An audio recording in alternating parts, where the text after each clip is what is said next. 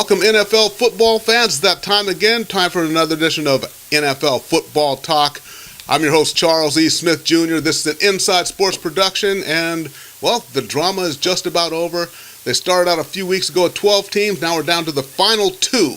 So the champion of Super Bowl 51 will either be the New England Patriots, which will give Tom Brady, quarterback, that'll give him 5 titles, which will make it. That'll break the tie he has with Terry Bradshaw and Joe Montana. Or, on the other side, will it be the Dirty Birds, ATL, the Atlanta Falcons, going for the first Super Bowl championship in franchise history? Should be a fantastic game. So we're going to go ahead and break down the game a little bit. Maybe talk a little bit of Hall of Fame. That's why I got my Hall of Fame gold jacket on here. And we'll get into a few other analytics about the Super Bowl, but we're going to hit it quick, hit it fast, and get you guys out on your way. So, I don't work alone here. I do enlist the help of the very, very best. So, he's the man many of you already follow on Twitter at Chris L Sports, and if not, well, maybe you should be. I think it would really enhance your existence to do so. He is a proud graduate of Rutgers University. Here he is from somewhere in an undisclosed location in beautiful Southern California, although he's fighting a little bit of a cold here right now. But here's Chris Lardieri. Chris, what's happening out there, man? Charles, thank you. Great intro as always. Yeah, I think this is probably like my 4th cold of the year that morphed into a flu, that morphed into a sinus infection. So I would really think I shouldn't be getting sick after this. But much like the NFL season, I'm ending with barely any gas in my tank, I guess, right? Yeah, that's true. And, I think about those two, what we thought were going to be 2 great championship games, and really both of them were duds. The Atlanta Falcons just steamrolled the Green Bay Packers, which, the Packers were thin, the injuries caught up to them. We don't know how much the flu affected the team either, even though, they're not going to make that excuse. And then, what did we have? The Pittsburgh Steelers, did they just... were they all sick? Did they not show up? That was just the most lethargic performance by we'll call it a proud franchise, in a championship game that I've seen in a while. Yeah, it really was. It was very disappointing, and even coming out of that, you've got Roethlisberger doing radio interviews saying he's not sure if he's coming back, grumblings about the game plan, and fingers pointed at Mike Tomlin, and even some shrapnel at Antonio Brown for his stupid Facebook Live video. But yeah, really, really disappointing. It's like they didn't even show up. They just got completely outcoached and outmatched. And the Le'Veon Bell thing, I know Le'Veon Bell getting injured in the first quarter, but still, when I looked at that game, they weren't doing anything with Bell in there, and it was just one of those from the start. They just didn't have the juice that they needed to get by the Patriots, and I think even with Bell in there, they were not going to win that game. No, I don't. There's really no way. And once Brown was taken out of the game, it was almost like the air was completely let out of the balloon. Yep, and hey, Chris Hogan coming alive for the New England Patriots. And Rob Gronkowski's out, and there you got Martellus Bennett making key catches, but Chris Hogan, 9 catches, 180 yards, 2 touchdowns, and he was the big receiver on the day. The other was Julio Jones of the Atlanta Falcons, who had the identical numbers, 9 catches, 180, 2 TDs. But what was interesting, and what's going to make the breakdown of the Super Bowl more interesting, was there was not really any big ground games, and normally in those important games about controlling the clock, but LeGarrette Blount led all rushers on the day with 47 yards. So that's all. Devonta Freeman, I think, had 42 for the Atlanta Falcons, and that was it. So surprisingly anemic ground games.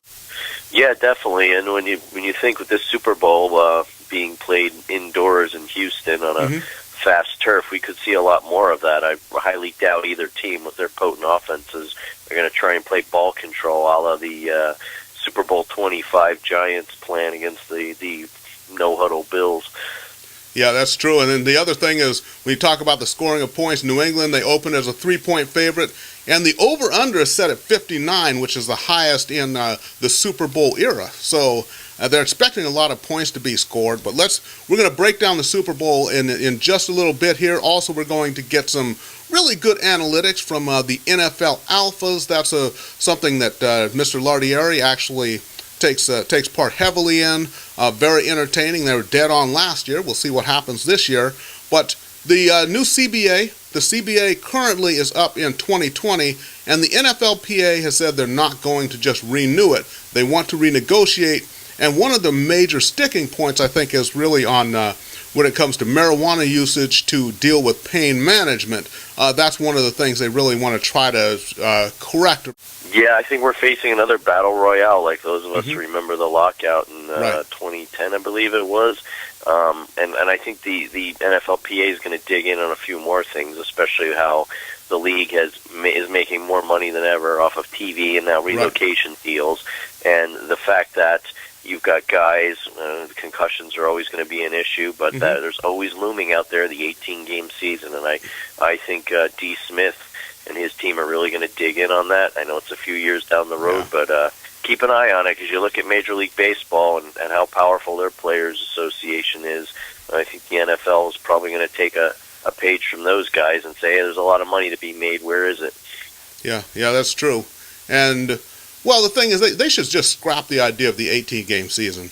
You look at all the injuries that pile up, what are you going to have going into the playoffs? I mean, guys playing on, you've got the walking wounded already. So, but the main thing is, when I look at the marijuana usage, that's the thing that, I mean, I've always had kind of a hard stance on drug usage myself, but when it comes down to it, one thing, marijuana, I think, is a lot better than these opioid pain medications, which basically turns you into a heroin addict, for lack of a better word. But I would be okay, personally, with the marijuana usage for pain management when it comes to muscles and joints and things like that. But I think it could be really bad if they start using it to counteract the effects of the concussions, because it's not a healing thing, it just makes them feel better. So if you're smoking marijuana to make concussions, to make you feel normal, you may wind up getting back out there sooner than you should and risk really further permanent injury. So that's my concern with that.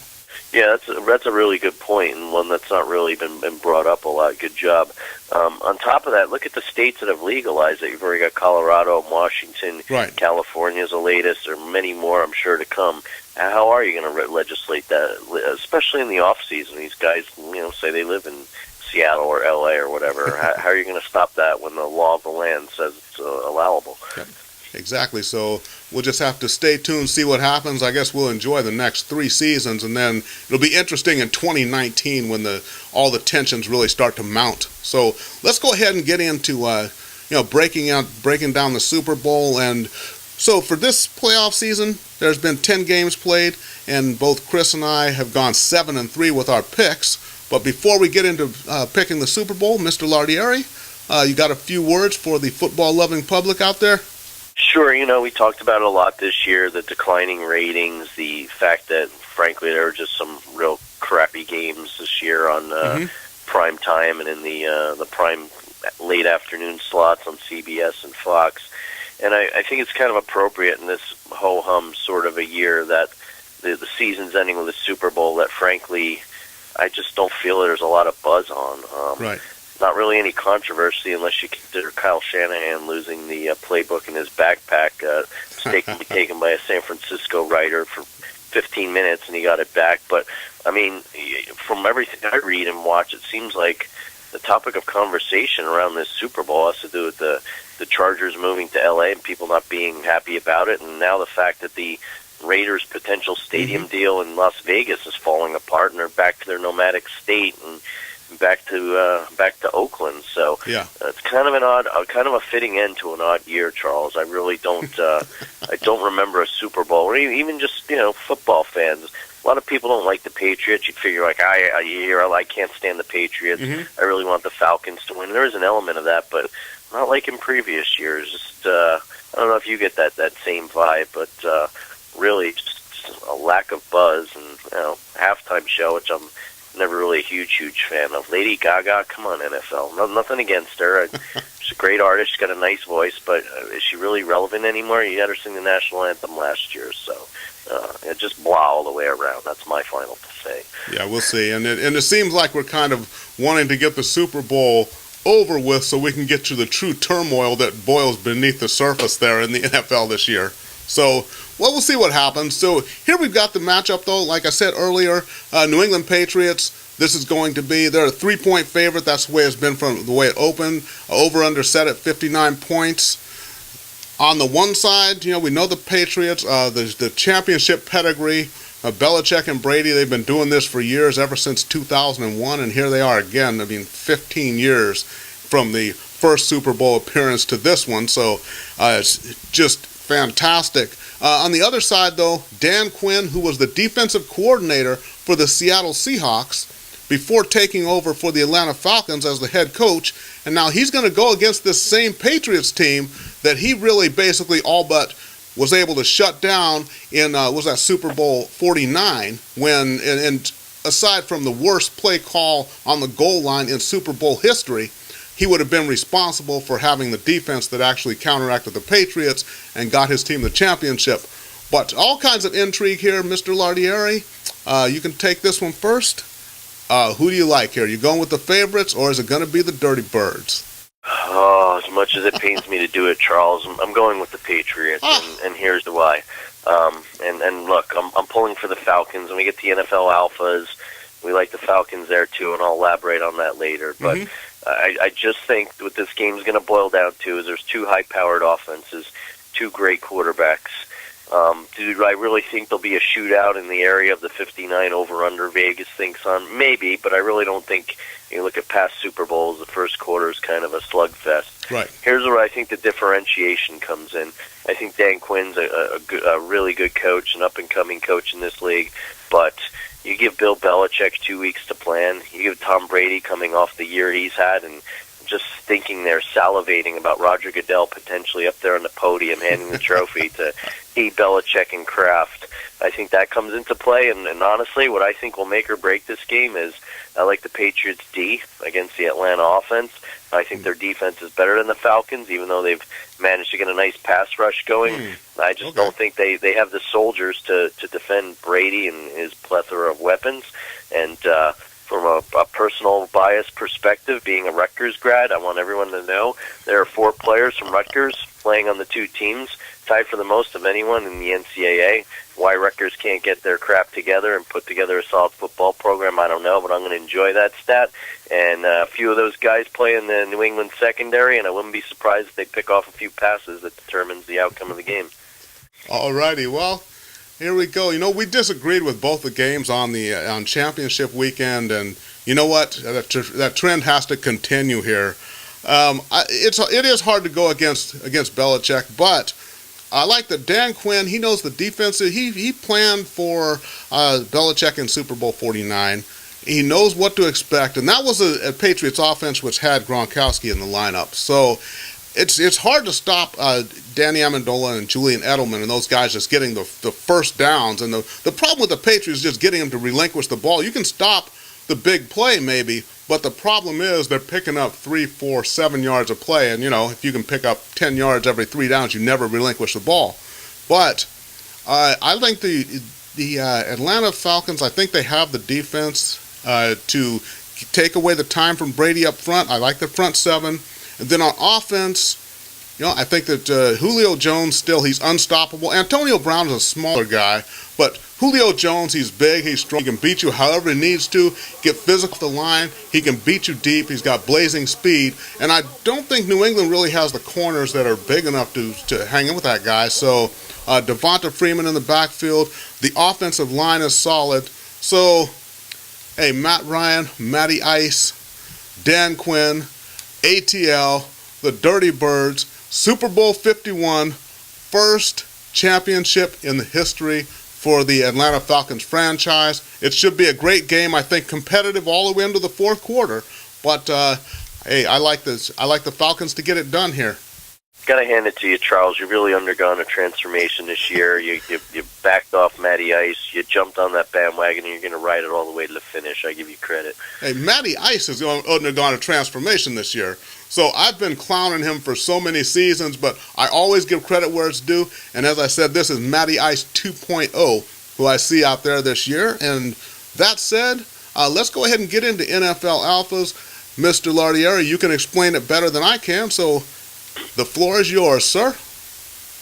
Sure, thank you. As much as I love doing this show on Inside Sports TV, I do have a day job. I am fortunate enough that every year, working for a quantitative investment management firm, I work around a lot of really smart people who are good with numbers, one of whom, Matt Robinson, one of our analysts, has this paper he's worked on throughout the years. And what we do to keep it simple is we calculate what's called an alpha for every NFL team. It's almost like a return on investment that you learn in your finance classes. And what we do is we rank all the teams from the highest alpha, meaning highest return on if you were to wager every week on this team in Vegas, to lowest. The top team this year was the Dallas Cowboys. The worst, surprisingly, was the Cleveland Browns. The 49ers weren't too much far behind them. And what we say is, based on the regular season, there's a little thing called mean reversion, where year over year the best performers kind of come back down to reality per se, and we say that also happens in the playoffs and in the Super Bowl. And what we do is we pick in the Super Bowl the teams with the alphas, we rank them. The team with the lower alpha this year happened to be the Atlanta Falcons. We say take them plus the 3 points. What's interesting is this point spread has not moved at all, Charles. I figure it would have.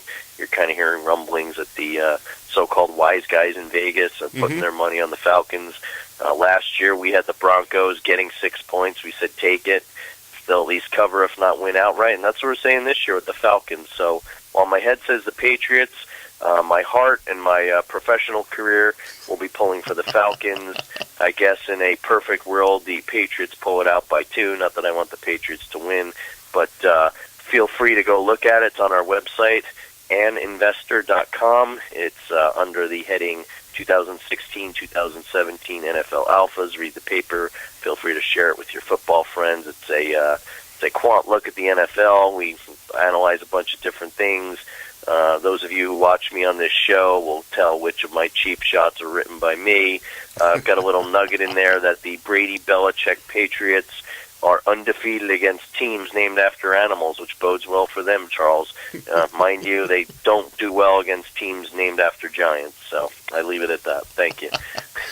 There we go. So that's N Investor. So that's just the letter N, Investor. No, N as in A-N, investor.com. Yeah. Sorry, investor is singular, correct? Correct. And investor, so like I am an investor.com. You got it. And grammatically correct. .com. Okay. Perfect. Okay, everybody, there you go. So that's the show for this week. And remember, the show is NFL Football Talk, Inside Sports Production. And you can follow me on Twitter at The Inside Sports, or follow Mr. Lardieri on Twitter at Chris L. Sports. Everybody enjoy the big game, and we'll be back next week. We'll talk about the Hall of Fame, who got in, who didn't get in, who should have got in, and we'll talk about the game, too. Hopefully it lives up to the hype. So everybody, thank you for watching. For Mr. Chris Lardieri, I'm Charles E. Smith, Jr. We will see everyone next week.